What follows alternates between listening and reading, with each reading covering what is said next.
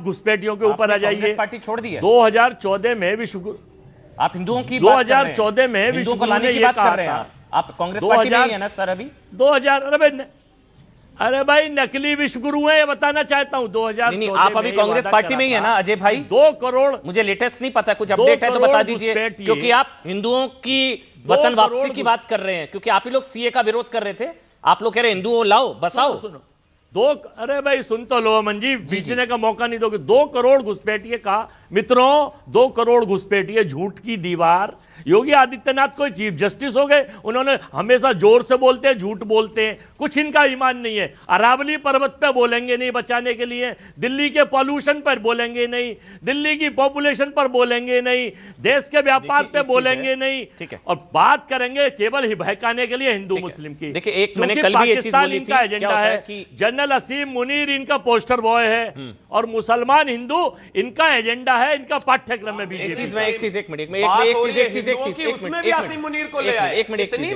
देखिए, एक चीज है, एक जमाते इस्लामी है बांग्लादेश में, ये जो अबे हो गया अजय भाई हो गया। हर्षवर्धन त्रिपाठी, एक कमेंट में आपका ले रहा हूं क्योंकि ये बहुत इंपॉर्टेंट होगा।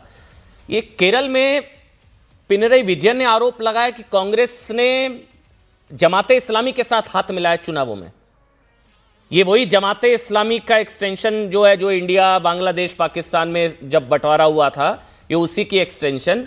और पिनरई विजयन ने बोला ये फिर वही जुड़ता है कि सूप बोले तो बोले, छलनी भी बोले जिसमें 72 छेद। जमाते इस्लामी के साथ हाथ मिलाने वाले जमाते इस्लामी द्वारा पीड़ित हिंदुओं के पक्ष में जब बोलते हैं तो हजम होता है क्या?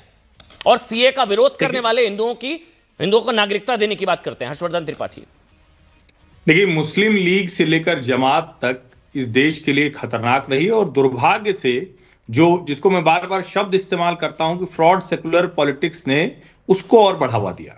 लेकिन मैं बार बार ये कह रहा हूं, और अब ये मैं आग्रह कर रहा हूं, हम वहां नहीं खड़े हैं जहां हम अपने छोटे छोटे हितों के लिए इस तरह की घटिया और खतरनाक राजनीति को समर्थन दें।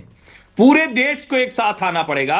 ये जिस तरह से खतरा बढ़ रहा है, चाहे वो बांग्लादेशी घुसपैठियों का हो, चाहे वो टिस की रिपोर्ट हो, चाहे रोहिंग्या हो, चाहे बांग्लादेश में हिंदुओं पर अत्याचार हो रहा हो, ये सब दिखा रहा है कि अगर इस देश के लोग नहीं जागे तो यकीन मानिए बहुत खतरनाक तस्वीर सामने दिख रही है। ये राजनीति करने का समय नहीं है, और इसलिए सबसे पहले सभी राजनीतिक दलों को कहना चाहिए एनआरसी तुरंत कराइए, एक एक नागरिक की पहचान कीजिए, जो नागरिक नहीं है उनको बेड़ियां लगाकर उनको वापस भेजिए, धक्का दीजिए बॉर्डर के बाहर। ये करना ही पड़ेगा, इसके अलावा और कोई रास्ता नहीं है। वरना ये सारी डिबेट कितने लोग किए, अभी हुआ कि नहीं हुआ, एनआरसी क्यों करेंगे, क्या जरूरत है पहचानने की, इसका मतलब ये कि आप कवर फायर दे रहे हैं, और ये कवर फायर अब देश के लिए घातक हो रहा है।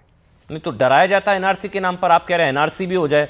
अनुराग भदौरिया की पार्टी कहती है एसआईआर एनआरसी है, घुसपैठियों को भगाने की बात को ये एनआरसी से जोड़ते हैं। आप कह रहे हैं तो फिर ठीक है, अनुराग भदौरिया अगर घुसपैठियों के खिलाफ हैं तो फिर एनआरसी भी हो जाए। नहीं अनुराग भाई, फिर तो एनआरसी भी हो, एनआरसी। हाँ बिल्कुल, अब सुन लीजिए क्यों बोला गया पता है आपको? एसआईआर आप 2 महीने में खत्म कर देना चाहते हैं।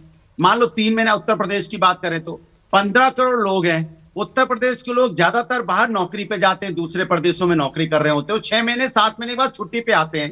तो क्या आप उनको मतदाता नहीं बनने देना चाहते? क्या वो इस देश के नागरिक नहीं होंगे जो गांव में रहते हैं, अपने रोजी रोजगार के लिए जाते हैं? फिर तो जब तक वो लौट के नहीं आएंगे तो क्या हुआ? इसके मतलब आप उनको मतदान से वंचित करना चाहते हैं। आपको 7-8 महीने का समय देना चाहिए, 7-8 महीने का समय देना चाहिए एसआईआर में। जब 7-8 महीने का समय देते तो सभी लोग यहाँ पे आपकी मतदाता सूची का शुद्धिकरण सही हो पाता है। एनआरसी कैसे? अरे आप अपने लोगों का वोट काट दो। अरे अपने लोगों का अगर वोट कट गया, हमारे अपने लोगों का वोट कट गया, मेरे भाई का बांधु का वोट कट गया, किसी के अपने क्या हुआ? अरे घुसपैठी की तो बात ही नहीं हो रही। घुसपैठी तो आप निकाल ही नहीं रहे। वही तो निकाल रहे हैं, और कौन निकाल रहे हैं? नहीं निकालेंगे, ये नहीं वही तो निकाल रहे हैं, और कौन निकाल रहा है? 4,000 अगर 10 साल में निकालेंगे तो कैसे निकालेंगे भाई? 10 साल में तो निकालने का तरीका क्या होगा जरा बताइए ना। मैंने इनसे बोला अनुराग भदौरिया, निकालने का तरीका क्या होगा? नहीं, पिछली सरकार जब थी तब, अरे मेरी बात सुनिए, पिछली सरकार जब थी तब 90,000 10 साल में निकाले गए थे, और इस सरकार में मात्र 4,000। तो इसके मतलब घुसपैठिए पे राजनीति कर रहे हो, निकाल नहीं रहे हो। निकालना होता तो अब तक निकाल देते आप। और आप लोग सिर्फ चिढ़ाते हैं,